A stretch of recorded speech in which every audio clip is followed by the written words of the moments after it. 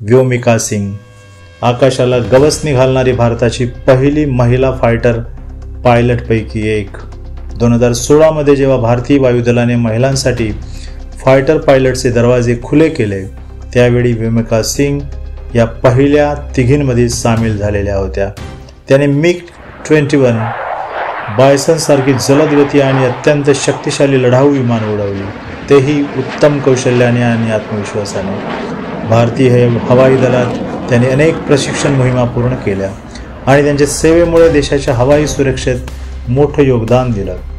त्यांचं एक विधान विशेष लक्षात राहणार आहे, जेव्हा मी हेल्मेट घालते तेव्हा मी एक महिला नाही तर एक पायलट असते. या ओळीमध्ये तिचं स्वप्न, तिचं सामर्थ्य आणि तिचा आत्मविश्वास झळकतो.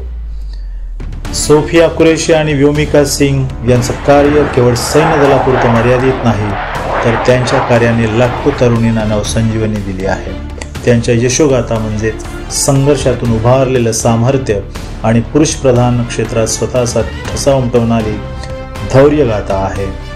या महिला अधिकारी देशाला संदेश देतात, जर इच्छाशक्ती असेल तर कुठलीही मर्यादा तुम्हाला रोखू शकत नाहीत.